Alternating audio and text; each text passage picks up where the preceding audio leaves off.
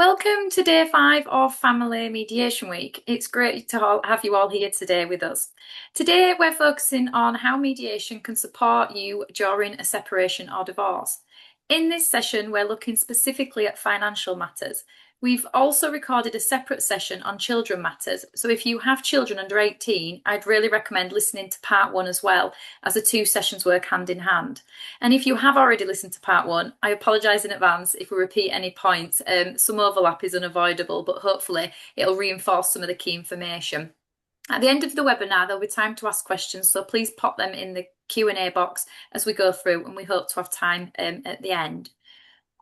So I'm Sarah Manning. I'm a partner and head of mediation at Hall Brown Family Law. I've been a lawyer for 14 years and a mediator for 13 years. I'm also trained child inclusive mediator, and I offer hybrid mediation where lawyers can become part of the process. I also sit at the chair of Family Mediation Week, which help organise the events that have taken place throughout this week. And I sit on the Dispute Resolution Committee for Resolution. Over to you, Laura. Thank you, Sarah. Good afternoon, everyone. My name's Laura Clapton. I am the co-founder of Concilia Legal and Concilia Mediation, which was set up in 2014. I have been a family solicitor since 2011 and a mediator since 2013. Like Sarah, I am an accredited family mediator, specialising in both child inclusive and hybrid mediation, and I sit on the National Committee for Resolution. So what are we going to discuss today? So we've got quite a few topics that we want to go through, specifically around financial mediations. So first of all, what is mediation? What is the family mediation process step by step? We'll look at the importance of the MIAM, what happens in joint mediation sessions, what is a hybrid mediation? Can you use mediation where there is domestic abuse? What happens if you reach an impasse? We'll look at a few resources that are out there, how much mediation costs and what the options are. And we'll end with some top tips for a positive mediation experience before signposting in terms of how you make a mediation referral.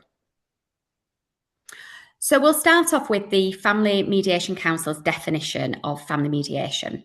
So family mediation is a process in which an independent, professionally trained mediator helps you work out arrangements for children and finances following separation. Mediation can also be helpful when arrangements you've made before need to change, particularly as children grow up. Mediators work with separating couples in ways that are flexible and tailor-made for your situation. You do not have to be in the same space as your ex if you or the mediator decides that working in separate spaces would be preferable. So the key takeaway there for me is that mediation is a very flexible and bespoke service, and there's no one size fits all. And we're going to talk to you through this session about the different options. I'll also just highlight at this point, when we're talking about financial mediation, it can cover a wide range of issues and discussions. So not only does it cover dealing with finances on divorce or separation, it can also be used by unmarried couples to talk about financial issues between them, whether that be a property dispute or financial provision for children. And it can also be used to discuss the terms of something like a prenuptial or a postnuptial agreement, or even a cohabitation contract. So it can cover a really wide range of topics. So before I talk to you about the mediation process step by step, it's important to highlight the 4 key principles of mediation. Whether this is a financial mediation or a children mediation, these 4 principles remain. The first one is that mediation is a voluntary process, so no individual can be compelled to mediate with their ex-partner, and willingness is extremely important and paramount to the mediation process. As a mediator, I have to be completely impartial, and so I'm not there to take sides or to give legal advice. I'm there to facilitate discussions in a balanced way. The decisions within mediation are yours, and so nothing is going to be imposed on either participant within the mediation. Everything has to be by mutual consent. And then the final principle, which is really important, is that of confidentiality.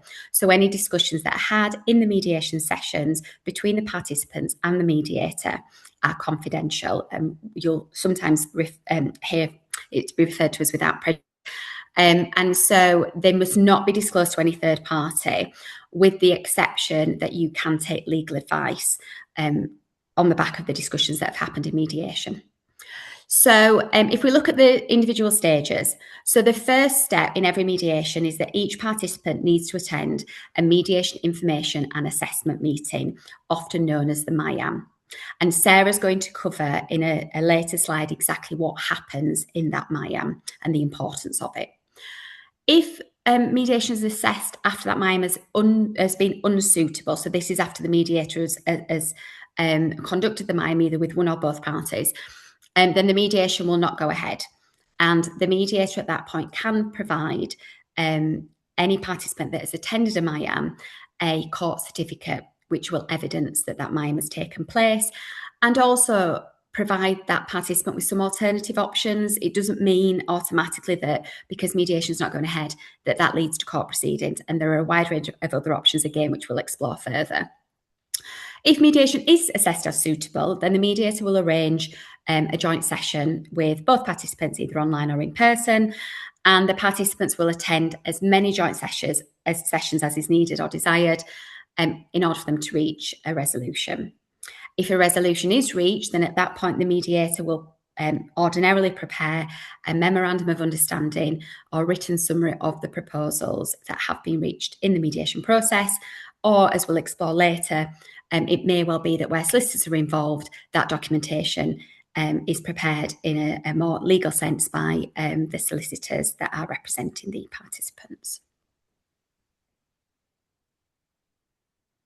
As Laura, so I'm going to go through the MIAM. So as Laura mentioned earlier, the first step in the process is for each person to attend a mediation information assessment meeting, which you'll hear more commonly known as a MIAM. And this is a separate meeting for both of you. The purpose is exactly what the name suggests. It gives the mediator an opportunity to explain how mediation works by outlining the key stages of the process. And it also allows the mediator to assess whether mediation is a suitable way to resolve the dispute. It also gives you the chance to ask questions and decide whether mediation feels right for you, and the suitability test works both ways. I want to reassure you that the MIAM is completely confidential. I know Laura mentioned that, but hammer home. Nothing said in your MIAM is shared with the other person. It's your space to speak openly about your concerns, what has happened so far, and what has brought you to mediation. For me, the MIAM is one of the most important stages of the whole process because it allows me to hear each person's perspective separately and understand the full picture. Unlike solicitors who understandably focus on their client's own position, the mediator is entirely impartial. We look at the situation from both sides to see how progress can be made. Mediation can only work if both people are willing to negotiate and be civil and compromise, and if not, it may not be the right process. Confidentiality may only be broken if a safeguarding concern arises. So in the MIAM, if we believe a child's at risk or there's a risk of serious harm to yourself or others, then we're under a duty to act and usually referred to social services or the police. A MIAM is much more than a procedural step before going to court. It helps the mediator identify common ground, clarify the issues that need resolving, and ensure mediation is safe and appropriate. The Family Mediation Code of Practice requires the MIAM to last 50 minutes, and in practice they often take around an hour, so make sure you've got enough time with the mediator when in your MIAM. We must also invite the other person to attend their MIAM when it's safe to do so that both of you are able to receive the same information and the same opportunity to engage. Mediators are not here to decide who is right or wrong, and everyone's experience is valid to them, and it's important that each person feels heard. Sometimes people worry that the other participant may come across charming or persuasive, but I always say it's not our job to remain, our job is to remain completely impartial. We are not the judges or juries, and any decision made are made by both of you and not by us. Our role is to facilitate the discussions and guide you to reaching a fair and reasonable outcome that means both of your respective needs are met. Mediation is voluntary. Attending a MIAM does not commit you to anything. It's simply your opportunity to understand the process and explore whether it might help your situation. If you decide not to proceed, you do not have to continue with it. In the MIAM, the mediator will explain that all discussions in joint mediations will take place on a without prejudice basis. So what this means effectively is that mediation is a safe space to explore ideas, options, and possible compromises without worrying that anything you say will be used against you later. It allows you to make suggestions or explore possible solutions freely. If mediation does not lead to an agreement, those suggestions cannot be shown to the court or used as evidence, unless both participants agree, then that can be accepted. Any financial disclosure exchanged in mediation will be on an open basis, and this is a factual information about someone's finances, and that can be referred to in court. As mediators, we also can be called as witnesses about any discussions that have taken place. This rule encourages open and honest discussions, and it allows you to explore options. For instance, if you did sell the family home or you've agreed that, what would a proposal look like?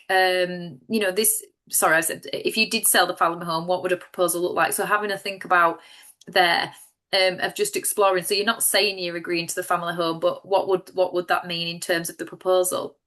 By exploring options, it's much easier to do this in mediation than in solicitors' correspondence, where people are often too scared or put off of putting things in writing because it could be referred to at court. This protection keeps the process constructive and future focused, and it allows the mediator to stay in control of the conversations. I always say his job's a bit like a referee, keeping it on track, ensuring fairness, and helping both of you focus on finding solutions. The mediator remains in control and they can stop the process at any time. And I know this is a concern that many people have if going to a joint session. And also, mediation is still voluntary and you can end it at any time. I think both me and Laura have had times in mediations where someone's tried to control the process, and we're really clear that it's our process as the mediators, and that helps keep things on track. Online mediation is really helpful if you feel a bit uneasy about seeing your ex-partner, as the session takes place in the comfort of your own home. In most cases, attending a MIAM is required before making a court application, unless an exemption applies. And the exemptions tend to be if there's domestic abuse or urgent circumstances. It's also important to note that mediation is not a replacement for legal advice, and I know Laura touched on this. You may still want your own solicitor to give you advice alongside the process, and more often than not, that's advisable by the mediators as well. And just want to be clear that as mediators, we can give legal information, but not legal advice. People come to a MIAM at all different stages. Some have only just separated and haven't spoken to a lawyer yet. Others have been negotiating through solicitors for months and have reached an impasse. There's no right or wrong point to begin mediation. For many couples, starting early in mediation can help set a more constructive tone and avoid miscommunication that can sometimes arise through formal letters. As part of the MIAM, we also explain other forms of non-court dispute resolution, and I'll touch upon these in more detail later, such as lawyer-led negotiations, collaborative law, arbitration, and early neutral evaluation.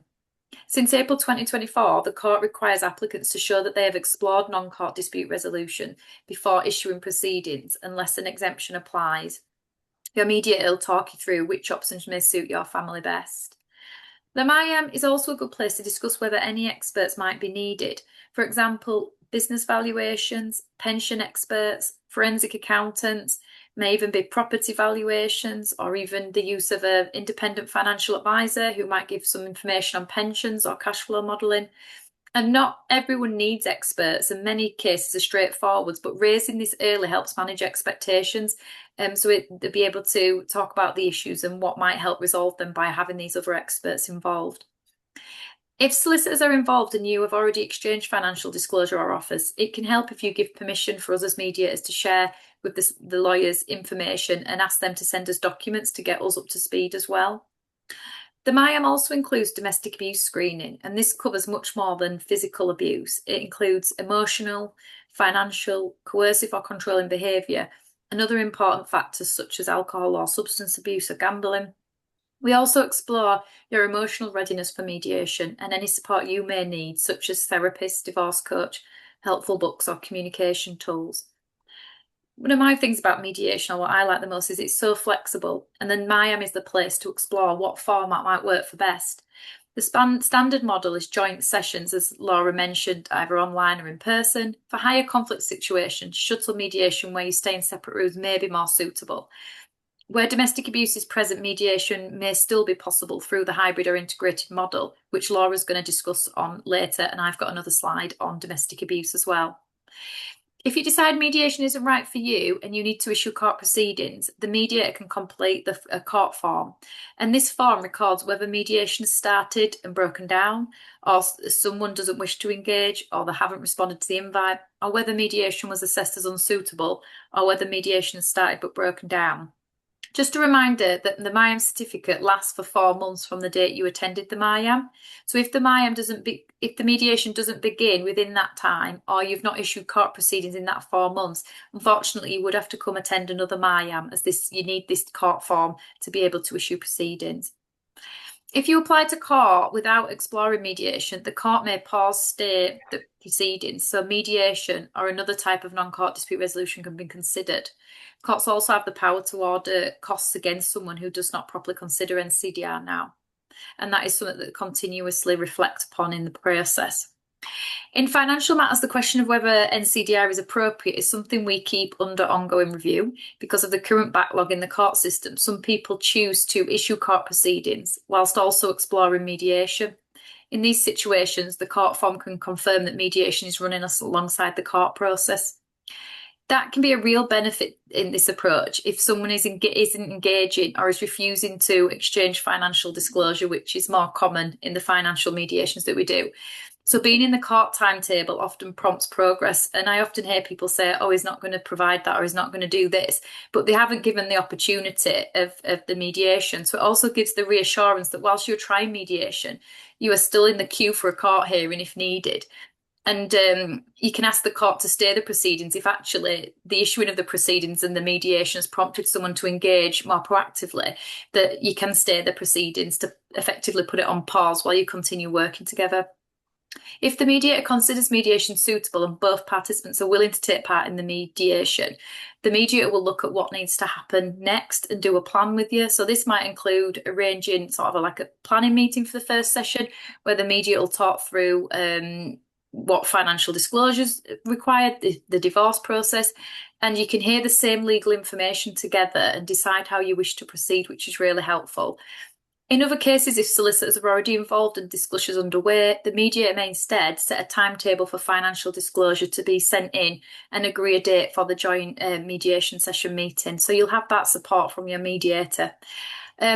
Always consider attending a MIAM early on to make this informed decision, as it does, as I've said, detailed there, it does entail quite a lot in that hour, and discuss about what journey you want to reach by making an informed decision, having all the information available to you. I'm going to go on to sort of, is that you, Laura? Fine. Yes, so I'm going to go on to talk about what actually happens in the mediation. So we've had the MIAM appointments now, and we're booked in for that first joint session. So at the start of the first joint session, the mediator will ensure that both parties have read and understood the agreement to mediate, which both participants will sign before engaging in joint mediation. So in my practice, I'll send it out beforehand, but then I'll also at the start of the session run through it with both participants, answer any questions, and make sure everybody's happy to sign up to it. As well as signing the agreement to mediate at the start, I will also just explain what they can expect from the process, the session, and some guidelines. So as it says there, respect is really important, and ensuring that both parties are respectful of each other in that mediation session and respectful of the mediator as well. And also the importance of listening. What I'll often say to participants is what you don't want to do is end up playing a game of ping pong, table tennis, where you're just going back and forth, because it's unlikely that progress is going to be made. It's important that there's active listening happening in the mediation session and both participants feel that they've been heard. And then what we'll do is we'll set an agenda for what we want to focus on in that particular session, so everybody's really clear. And everybody's really clear as to when the mediation session is due to finish. And that can be anywhere commonly between 1 to 2 hours. But there can be longer mediation sessions arranged depending on the circumstances. And so one of the key first steps when embarking on joint financial mediation is providing and exchanging financial disclosure.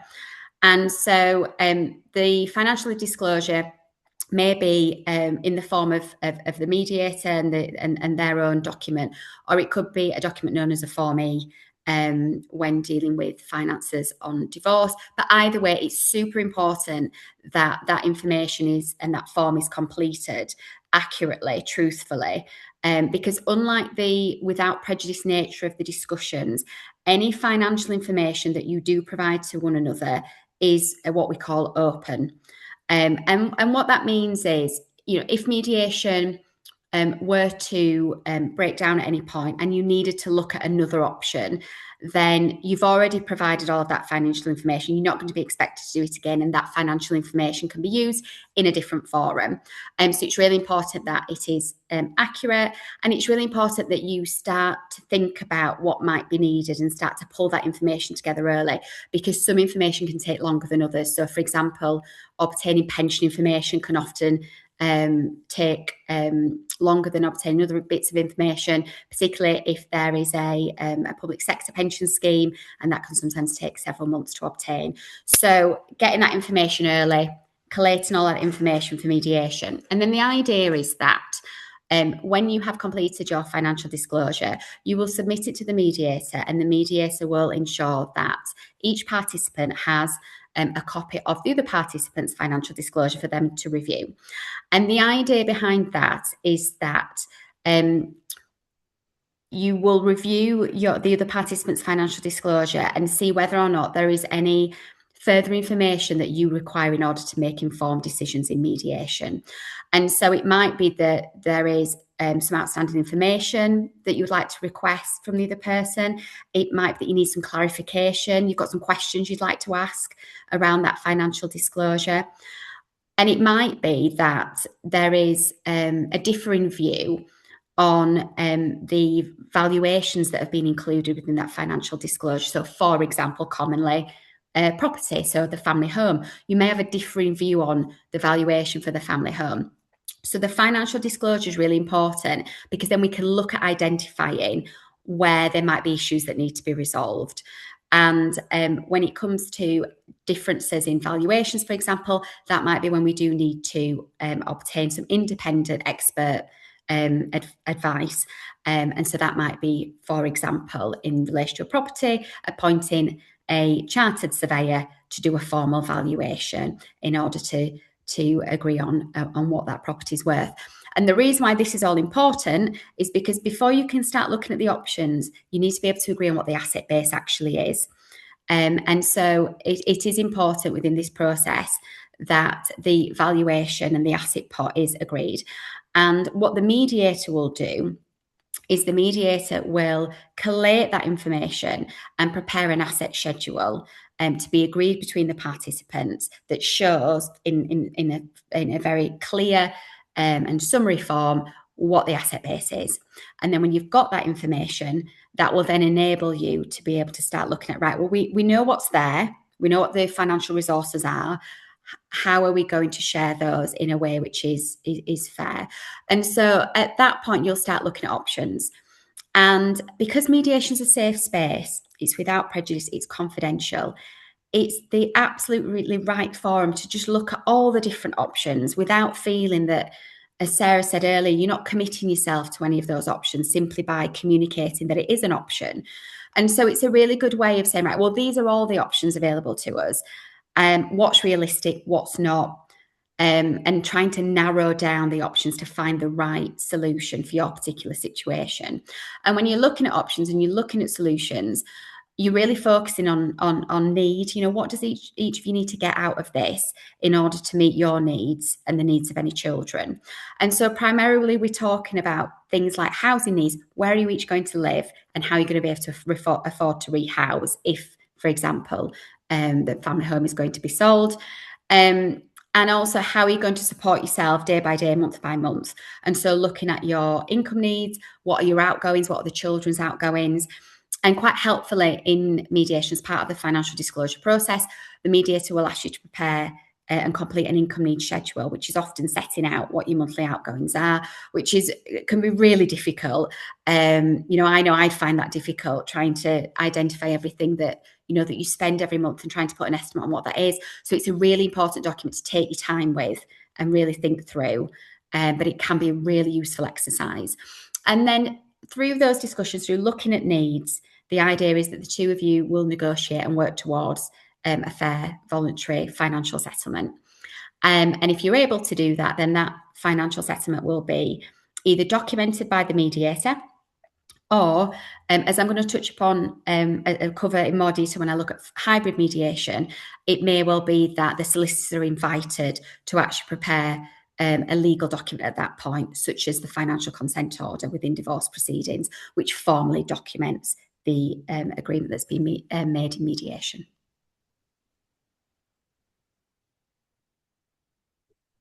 So as I say, I'm now going to turn to look at specifically hybrid mediation. Now, hybrid mediation is an advanced form of family mediation, and it is a combination of the family mediation model and the civil commercial model. So the main difference between hybrid mediation and sort of standard traditional mediation is that the mediator is able to hold confidences with each participant in separate rooms. And so the idea behind that is, by enabling the mediator to speak to each participant separately in a separate space and hold those confidences, it can be really effective in helping the mediator to understand where that individual is trying to get to, where there might be room for compromise and concessions, where there's potentially common ground, and enables the participant, again, to look at different options and, as I say, possible compromise and concessions with the mediator without necessarily having to, at that point, communicate those with the other participant. And so with a hybrid mediation, if there are going to be separate conversations with each participant, the participants will need to be in separate spaces for those to take place. And so with a hybrid mediation, it can take place where the participants are in separate rooms throughout the mediation, or it can be a combination of getting round the table and having those separate conversations, and that can be interchangeable. And when I say separate rooms, that can be in person or online. Another common aspect of a hybrid mediation is that the participants will involve their solicitors more than they might do in a traditional mediation. Now, that's not to say that traditional solicitors can't be involved in a more traditional mediation, but it is a common aspect of a hybrid. And when I say solicitor involvement, that can be between the sessions, so providing ongoing financial legal advice and support between the mediation sessions, but it can also be actually attending the sessions with the participants to be able to give them legal advice and support live during those sessions, which can be really helpful and effective. It can also involve the solicitors getting more involved in actually progressing the mediation from drafting documents. So when I talked about the financial disclosure forms, the Form A, they might be involved in that. They may well be involved in drafting the asset schedule. They will be involved in discussions around the appointment of experts, and may well need to draft any letters of instruction that need to go to those experts. And they'll also be involved, as I say, in the documentation at the end of the process. So in my experience as a mediator who does hybrid mediations, having the solicitors there when it is appropriate can be really effective in helping, particularly when there's an impasse, and helping to make progress without having to pause the mediation for each participant to be able to go in and get that legal advice. Now, not every mediator offers hybrid mediation. And so it's important when you are considering this as an option that the mediator that you choose is trained in hybrid. So that's just one thing to point out. The other beauty with a hybrid mediation is quite often you'll bring in other experts into the mediation. So you'll have a team of people that are there to support you through the process. And that might be, as Sarah identified before, it might be a forensic accountant, it might be a financial advisor, anyone who will be helpful to help the parties make those informed decisions. Can be involved in the mediation. Again, that could be between the sessions or actually attending the mediation themselves. But hybrid mediation is really flexible. And as Sarah said when she was discussing the MIAM, people come to mediation at different stages. And actually, people benefit from hybrid mediation at different stages. So sometimes we might get a referral where straight away the participants themselves know that they want it to be hybrid and they want their lawyers to be there in the sessions supporting them. And so we know very clearly from the outset that that's the expectation, those are the intentions. And we will, after the MIAMS, get an early planning meeting with the lawyers so that we can have a plan of action as to how we're going to collectively help these two individuals make progress in the mediation.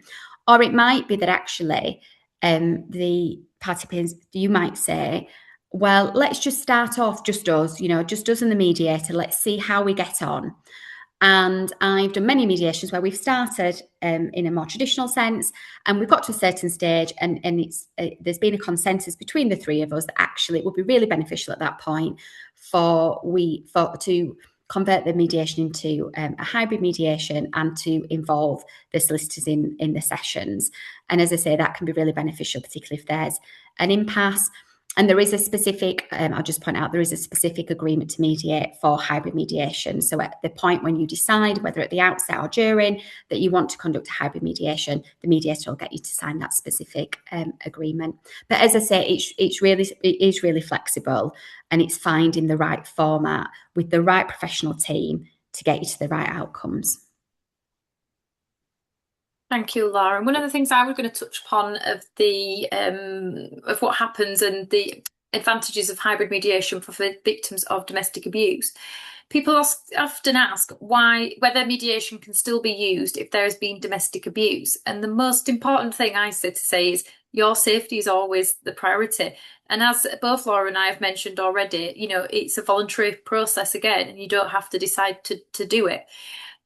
If I identify during the MIAM that domestic abuse has taken place, the mediator should always signpost you to a domestic abuse support agency. And we're always mindful we're only talking to you for about an hour and there's lots to cover. So you can go through that more with an advisor. Then they can offer specialist advice, emotional support, and help with safety planning. And they'll carry out their own assessments and guide you on the best next steps. So that's something that I always do in my mediations and signpost you to the relevant expert. Hybrid or integrated mediation, which Laura mentioned, is the go-to model for victims of domestic abuse. And I'm going to run through the reasons for that. Due to the discussions taking place that are confidential in separate spaces, it gives the mediator more time to check in with each of you and monitor any safety concerns throughout the process. We've also done an extensive MIAM with you as well, so we know what triggers in. We know if we're looking out for narcissistic personality traits or the high conflict people. So we're always on high alert in them situations and looking out for things and body language anyway. So domestic abuse screening continues at every stage of mediation, and it's an ongoing assessment. So if we do have anything that flags up, as mediators, we will stop it at any time, and you can withdraw at any time.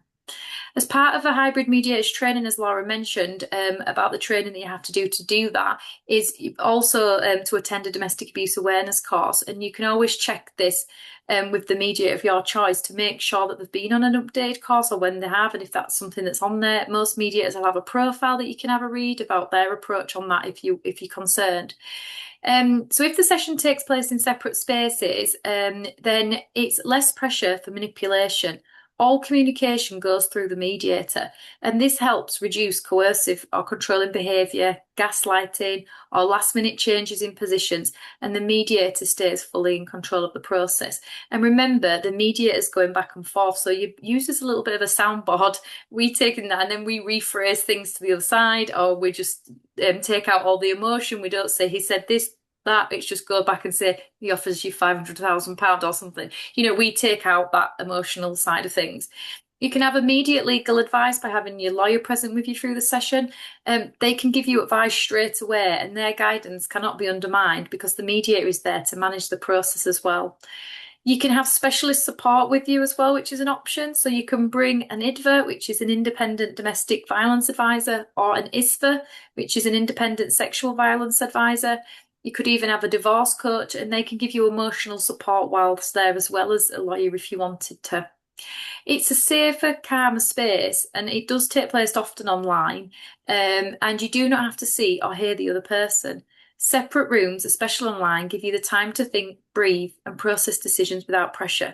One of the things that we can do if you do need to do it in person is we have staggered times when you come to the building. We'll make sure there might be like a WhatsApp group set up so you're not bumping into each other at the toilet, and we could order lunch in. There's lots of things that we can do to make sure it's safe and that you feel comfortable in that process.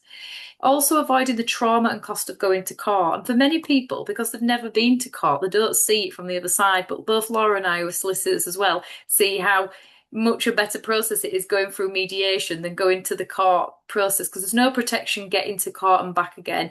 There is things that they can do with screens and protection, but the court can be very overwhelming and triggering. Mediation avoids the stress of being in that same building and hearing the voice. You've got a screen between you, but they're still sat there. They'll still be having their barristers, with their position statements and addressing the judge, and it can be very emotional and distressing.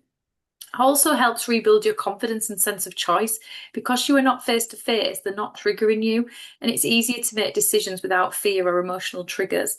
This can help you feel more in control of the process, and the other person sometimes is held accountable. So if they have a lawyer with them, their behaviour is being monitored, and they are more likely to remain appropriate and respectful when there's a lawyer there and also the mediator there. So even though they have done all these things or discussions you've had over the kitchen table, more times than not, people are different when they're in a professional environment with a lawyer and a mediator present. So the next slide is what happens if you reach an impasse in mediation. So mediation doesn't fix everything, and it's important for families to know that reaching an impasse is completely normal. Sometimes, despite everyone's best efforts, parties simply just can't reach an agreement. And remember, in mediation, you make the decisions, not the mediator. And when you can't agree, it can be very tempting to just jump straight into court proceedings. But court can become very positional, as I said, expensive and stressful. So it's helpful to know that there are some other options that you can explore first, which I'm going to go through with you. So there's early neutral evaluation, so we call that E&E, is often introduced when it becomes clear that mediation alone isn't enough. So E&E gives you something mediation can't.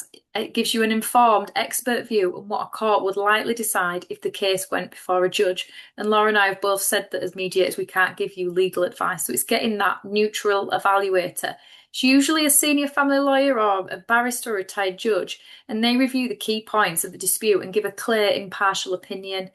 This doesn't replace mediation, so the evaluator doesn't make the decisions for you. Instead, it gives you both a reality check from someone who knows how the court process, the court's approach similar cases like that. So before the evaluation, each party will provide a summary of their positions, and the mediator can provide a neutral brief or bundle of the financial disclosure documents. The evaluator then share their view in a joint session. It isn't binding, but it's often highly persuasive. So once everyone hears a calm and neutral assessment of how the court might approach their case, the fog often lifts, and people become more open to compromise, more realistic, and more able to return to mediation with a fresh mindset.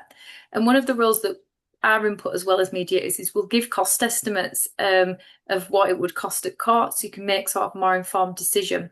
So most importantly, the neutral evaluation keeps you out of court, it reduces conflict, and it helps you stay in control of the decisions rather than an outcome imposed on you by a judge.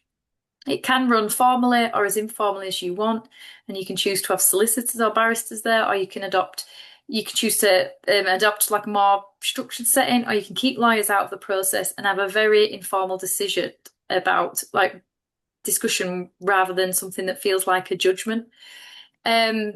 The neutral evaluation is similar to a private FDR, which you might have heard of, which mirrors the court process.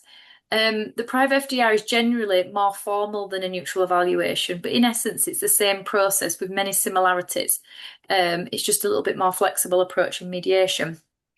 Some families also benefit from the collaborative process, which is a face-to-face negotiation model, and each person has their own collaboratively trained lawyer and everyone signs a no-court agreement. In that, all discussions happen in four-way meetings around the table with a shared goal of reaching a durable, respectful agreement about your children and finances. And like mediation, it's voluntary, but it comes with more legal support built into the process, which might be more beneficial. And if all that still doesn't get you over the line, you may choose arbitration. So arbitration is essentially appointing your own private judge, someone you both agree on, who listens to the issues, and they'll make a binding decision. Arbitration is flexible, private, and much more quicker than going through the overburdened court system. You can choose the arbitrator, the style of the hearing, and whether you meet in person, online, or even on paper alone, which if you go into court, these decisions are totally taken out of your control. Once the arbitrator makes their decision, it's called a determination, and that settles the matter and can be converted into a court order. Arbitration can be especially helpful when mediation has worked well on most issues, but there are still one or two sticking points that are just not resolved. So in the court process, if you issue proceedings on those unresolved issues, you often end up having to start back to the very beginning, exchanging disclosure again, answering questions, and going through a more formal and sometimes confrontational process. And people become very positional and can slow everything down. The arbitration avoids that, and you choose the arbitrator and make the decisions only on the specific points you ask them to. So, for example, if you've already agreed in mediation how to share the equity in the family home, how to divide the pension, but you're in dispute over the level of maintenance, then you can ask the arbitrator to make a decision on that, just that one point, and their decision is binding. But the process is much faster, more flexible, and far less stressful. And sometimes, if it's just a discrete issue, they can do it on paper, which reduces costs a lot more. The mediator can also help with a smooth transition to arbitration. They can help with completing the ARB1 of what you're asking the arbitrator to determine, help with neutral paperwork, and liaise with the lawyers to make sure it runs smoothly and time effective as possible. As a mediator, if mediation does not work, they will fully explore alternative options rather than just sending you off to court. So I know at the end of my mediations, I'll always say, if it's not working, these are the options. We'll get cost estimates so that everybody can make that informed decision. Thank you. Pass you over to Laura. So we've just got a slide here on some resources that Sarah and I would recommend. I'm not going to go through them in any detail, but just to say that, well, first of all, as this webinar is being recorded, you can re-watch it and obviously see this slide, but also the Family Mediation Council are going to put a lot of resources out on the website. And so these are just a couple that we identified that we found helpful for individuals that we've worked with in mediation. And so how much does mediation cost? So there are a few options when it comes to funding your mediation. Now, there is a government voucher scheme that's been in place for a few years now. And what that voucher scheme is, it is essentially up to £500 per family to go towards their mediation fees. And how that works generally is that you will engage with the mediation service that is signed up to the government voucher scheme, and the mediation provider will reclaim that monies from the government. So you don't have to do anything other than to consent to the mediation service doing that. That £500 will simply be deducted from their fees. And that is ordinarily where there's two participants, £250 each. Now, the mediation does have to include some element of issues that are relevant to children. So it can't be finances alone. So there has to be children within the relationship, and the issues need to be relevant to them. There is also still legal aid available for family mediation. Now, unlike the government voucher scheme, which is non-means tested, so it's available to everyone, legal aid is means tested. And so you would need to satisfy the income and capital assessment for legal aid. And on the basis that you are eligible, you will not pay for the mediation, and also the other participant will get a contribution. Just going back to the voucher scheme again, important to note that that voucher cannot be used for the MIAM it can only be used for the substantive part of the mediation. So after the MIAM's taken place and you've signed that agreement to mediate, the fees moving forward. And then finally, mediation can be paid on a privately paying basis. I can't speak for what other mediators charge, but quite often you'll see, in my experience with mediation services, that they're really transparent about what those fees look like, and will set out really clearly what the sessions will cost, what any preparation will cost, what any documentation may cost, and that might be a range of fixed fees and hourly rates. And so in terms of what Sarah and I's top tips are for a positive mediation experience, so the first one is to stay calm and keep an open mind. It kind of follows on from what I was saying at the beginning when looking at ground rules at the start of a mediation. You know, it's about active listening and being open to hear and process what the other person might be saying, and trying to understand things from their perspective as well, which, you know, could really help you both, and, you know, it works vice versa, trying to find that common ground and come closer together. Think about what matters most. I always say to participants, 2 hours might seem like a really long time. It goes so quick in that mediation session. And so really try and prioritize those big key issues that are important, because what you don't want to do is get to an end of a mediation session and think, we've just spent 2 hours talking about something that is so minor to the bigger issues and the bigger picture, and feel like you haven't made the most of that time. So just really try and think about what matters. Get advice early. So, you know, we talked about the importance of getting legal advice. I think we've said it half a dozen times in this in this session, but it is really, really important. And also considering attending a MIAM early on as well, because as Sarah said, there's so much you gain from that meeting that even if at that point you don't know if you're ready for mediation or you're ready to take that step, having that session and finding out what your options are, what it entails, can be really useful. And I always say to clients, how you then start that journey can be really impactful for what that journey looks like and what that process looks like. So starting out on a good footing is really important. Considering a team approach. So we've all got our skills, and we all add different value in terms of as professionals. And so, you know, the mediator has a value, the solicitor has a value, a financial advisor may be needed and they've got value, a therapist, a divorce coach. And so just thinking about who's the team that you want around you to give you that support, and who's the right person to provide that support. And then aim for progress, not perfection. And so, yes, you will have an ideal outcome. It's always important to think about, well, you know, I might not achieve that ideal outcome, and where can I make some concessions, and what outcome would I be reasonably content to walk away with, where I feel that we've both had to give a little. So yeah, managing expectations for me is incredibly crucial. I'll pass over to Sarah. Thank you, Laura. So some from me is choose words carefully. The language you use matters. So in mediation, think about how you phrase things and how the other person's to receive it. That goes with any communication as well, in to do with the finances, you know, just doing joint bills outside. You might have emails back and forth. Think about how you phrase things and how that's going to be received by the other person. We've all sent messages with the different intention when they get it. And I think that's really important. And also be mindful, if you do have solicitors, of the language that's used there, of letters going back and forwards. Sometimes the dear sirs, our client, your client's very positional. So look for solutions that work for both sides. Many people in the finances just put an offer forward that just meets their needs, and totally disregarding the other person's income and capital needs. So it's having a look at both sides and thinking how this would work for both of you as well. Weigh up the costs and the benefits, you know, and consider the mounting legal costs. You know, it's always such a battle that the marital pot of finances getting smaller and smaller the more you arguing with solicitors, you know, and just be a bit more aware of that, and then to cross-check that with the matter in dispute. I've done so many mediations, and I'm sure you have, Laura, where they're disputing over like 20,000 and they've spent way more in solicitors' costs already, you know, and then you're talking about court. So just be aware of the costs, because does get eye-watering amounts once you start sending loads of letters and correspondence.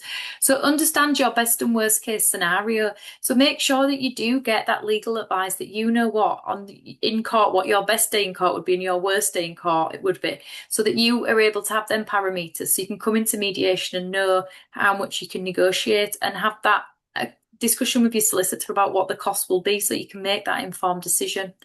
Remember, mediation is not instead of legal advice. It's not mediation or negotiation through solicitors. They need to run alongside, and you need that strategic input from your solicitor as well with financial matters. And there's not many financial cases where I wouldn't signpost to get a solicitor if someone doesn't already have one. Remember, justice and fairness are in the eye of the beholder. I always say for me to feel like I've done my job properly is that both participants are able to reach an agreement that they can both live with. Whereas when you go to court, it's very much winner or loser mentality. I feel with mediation that both people feel a bit sufficiently battered and bruised by the process, but that you come out with something that meets both of your needs. And that goes to what Laura was saying earlier, that it's a process that you go through and an exercise to make sure that you both come out with your needs met as well. So just to go on to how to make a referral to mediation. So if you like the sound of mediation and you're looking for a mediator, you can search for one on the Family Mediation Council website to find someone local to you. Most mediators now offer online mediation, so distance is not always a factor. You can choose someone who feels right for you, even if they're not nearby. And it's really important to find a mediator who offers the services you need. So look at their profiles, have a bit of a research, and make sure that they're able to assist you fully if you need to. And especially when me and Laura have been mentioning about hybrid mediation, ask if the mediator offers that, if you think that that might be a process that it needs to evolve into. Also, not every mediator offers lawyer-assisted mediation. So like I say, just make sure that you've spoken to them. There's a difference between like the hybrid integrated model and lawyer-assisted mediation alongside. So just have that chat with the mediator to make sure, and the lawyer, that they can support you. So if you want your lawyer to be involved in the process, check that the mediator is able to accommodate that. So I'll just go on to the next slide. Thank you. We've finished now.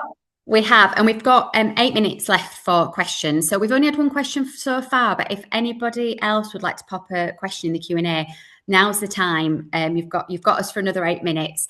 But I'll just read through the question that we've had so far. So the question here is, can you confirm if I can be forced to sell the family home during divorce proceedings if the kids are under 18 and still living at home? Also, do the laws change if any kids are neurodiverse? So first of all, if we look at this from a mediation perspective, as we have said before, no participant could be forced to do anything in mediation. And if this was a live issue in a mediation, then what we would be doing as mediators is trying to understand why an individual doesn't feel that selling the family home is best for the family and best for the children, and really homing in on what the children's needs are and the impact on them, and looking at what the viable options are. And so, it's as we've said all along with mediation, it's not a one size fits all when looking at solutions. It's about looking at the options that are best for that particular family and looking at their specific needs.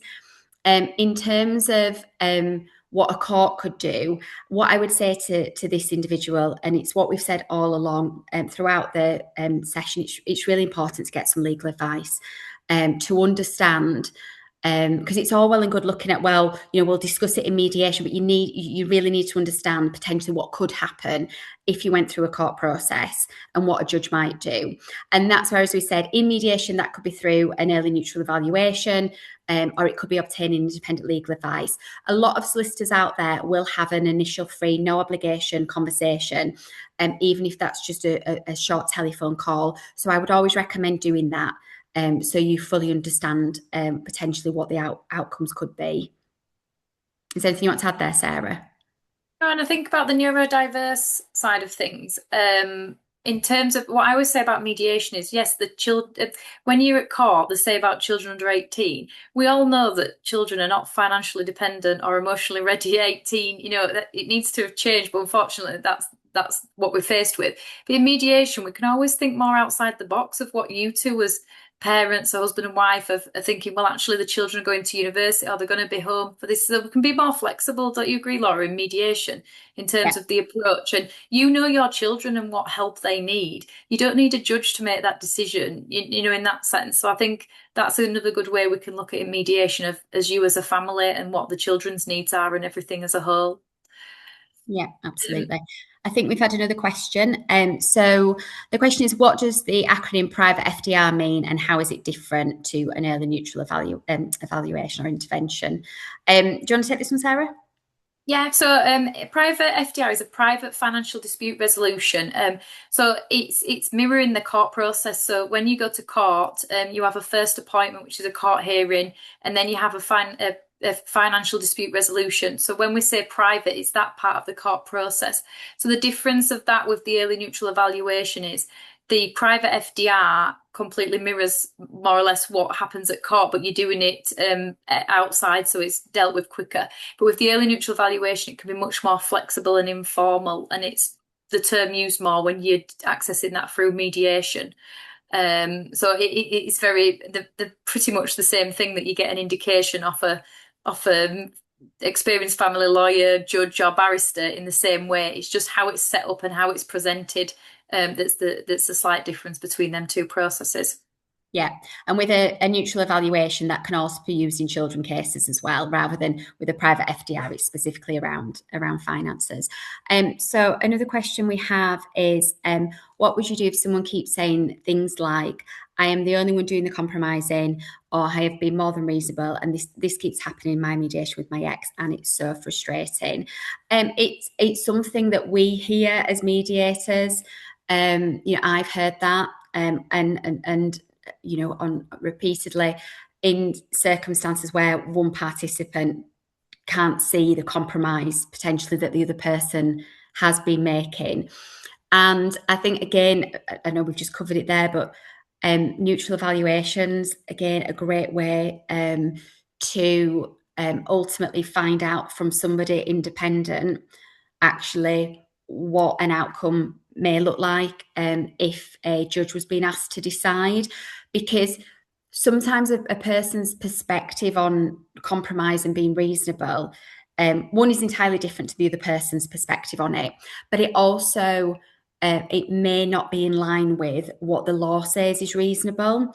And so again, just being able to get that independent opinion and somebody to come into the mediation and be able to give that view, and perhaps hearing it from a professional, ultimately may allow both participants to take a step back and go, actually, we really need to take note of this, because we don't want to end up in court, and actually we might need to adjust our thought process to get to a resolution.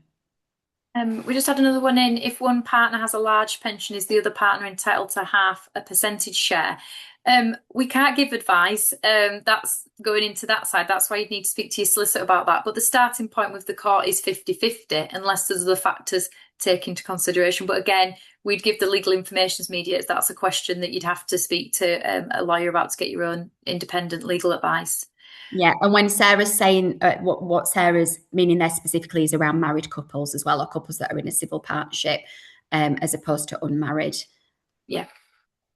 We've got another one. It's quite a long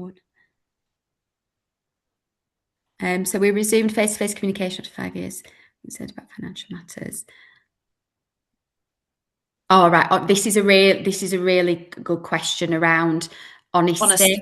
Yeah, honesty in mediation, because it's so important, and it's what I was saying at the beginning. It's something that we really try and dissect in the initial MIAM about feelings of mistrust regarding being honest about the financial information that's disclosed, because we, as mediators, we can't compel anybody to do anything that they're not willing to do.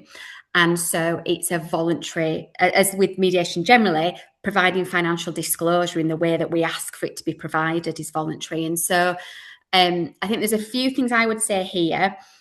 One, if you've started that process and you believe that your ex-partner has not been honest, obviously you need to flag that to the mediator. and that needs to be tackled, and see whether or not further disclosure can be provided through that process. I would also speak to a solicitor again about if you've got issues, and if you've got the disclosure and you don't feel that they've been fully transparent, get some legal advice again on what the options might be. The only ways to really compel somebody to provide information that's not been forthcoming is either by using an arbitrator for that purpose. So an arbitrator has the power to direct what must be provided as part of the process. And so that could be alongside mediation, or it may be that actually mediation is just not suitable because of the level of dishonesty. Or within a court process, ultimately the judge has the power to make orders regarding what is required from a financial disclosure perspective. Thank you. So we've run out of time now, so thank you for them questions. Just to reiterate what we said at the beginning, there is a part 1 to this webinar of children. There is different things that we've gone through there, so please feel free to watch that. It'll be on the Family Mediation Council website. It will be on the YouTube channel, but there should be a link that's on there of the Family Mediation Council YouTube channel. There'll be other ones that have taken place as well this week for the public, so please have a look out for them as well to have a look. All right, thank you. Thank you.